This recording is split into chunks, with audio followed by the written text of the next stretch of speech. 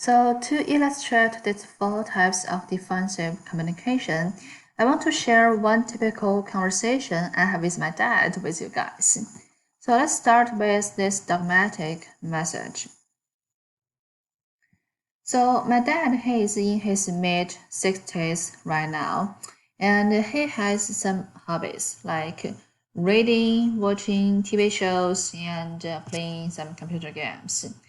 So you can tell that all the things he likes to do is sitting in the couch without moving. So every time I went back home, I can tell that his belly is getting bigger and bigger. So whenever I call him or I Skype with him, I would give him some suggestions. I would be like, hey, daddy, you know what? You really want to go out and do not sit in the couch all day long. You need to get up and do some exercise because this is, you got to do something healthy. Guess how he responded? Well, at first he would say, thanks for your suggestions. I agree with what you said, but I am just fine with the way I am. So in this case, he is using this dogmatic message to respond to my suggestions. So in this case, this dogmatic message, he would ignore all the suggestions for improvement by expressing refusal to consider others' views. So this is dogmatic message. In other words, he admits that this suggestion is good, but he just said, I'm fine with the way I am right now. I don't want to adopt your suggestions. But I didn't give up. I kind of kept trying. And for the second time, he would say something like, well, I was born like 30 years earlier than you. So probably you may want to save the suggestions for your son or for your daughter. So at this time, he's showing he is older than me, he is superior to me. And for this time, he is using this superiority message. So when people use this superiority message to respond to a criticism or a suggestion, they would claim that they possess more knowledge, more ability, or higher status than us. So he is showing that he is superior to me. Some other examples would be like, well, I have been doing this longer than you, so you don't have the right or you don't have the authority to give me suggestions or to give me criticisms.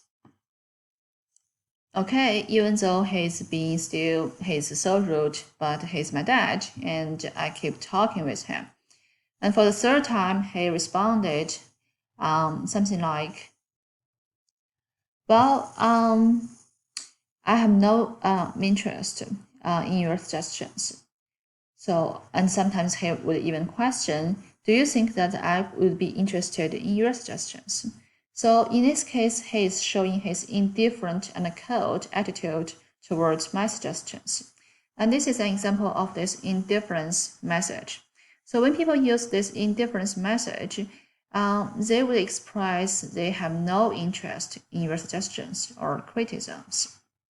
And they imply that the suggestions or the criticisms are irrelevant or are uninteresting or unimportant. And I kept trying, and finally he got really sick of this topic.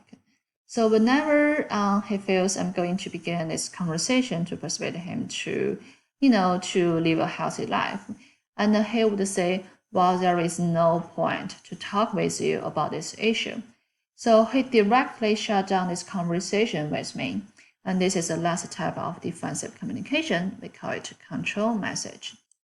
So in this situation, people would just rudely control this conversation or this the interactions with other people. Probably just shut down this conversation and by saying that there is no point in talking with you on this matter. So we've discussed these four types of defensive communication. I hope you guys can have a better understanding of this, what kind of defensive communication we could have, and in the future try to avoid of these four defensive messages. So next, I'm going to talk about a kind of a very positive type of communication. We call it a cooperative verbal communication. This type of communication would encourage cooperation with each other, the understanding of each other. So this is something we really want in verbal communication. So here I'm gonna show you guys some tips how to achieve or how to encourage or facilitate this cooperative communication. So first, try best to use I language to take the ownership and try to avoid the you language, because when you place too much second person nouns you in your language, you are potentially placing the focus of attention and potential blame on other people. So with that being said, we want to use I language as much as possible. Let me give you a concrete example. So let's say usually at the end of our email, we typically kind of include such a sentence. Please let me know if you have any questions. So I would say a better way to phrase this sentence, to phrase this expression is, well, please let me know if I could be of any help. Or please let me know if there is anything I'm unclear with. So using this expression with this I language, you are putting this possible blame and attention to yourself instead of the other person. So this is an example on how to use this I language. And second, try to include others by using we language, because this we language would emphasize inclusion and emphasize ideas that we are one group, we are one unity. Some examples would be usually I would say, shall we get started? Are we ready? And when we kind of send a reminder to my students, I would say, instead of saying you have a deadline tomorrow, I would say we have a deadline tomorrow.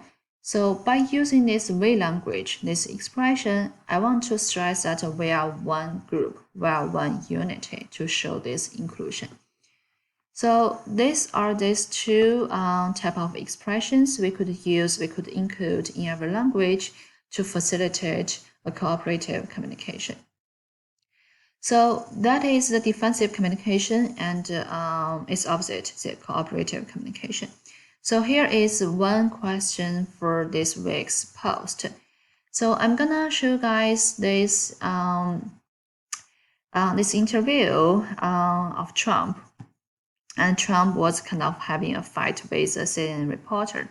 So take a look of this video, and I would like you guys to analyze this interview line by line and try to identify what kind of defensive communication these two people have in this video, and also identify do they have any cooperative communication in this interview. Okay, so that is this week's assignment, and I hope you guys enjoy this interview and also enjoy this assignment.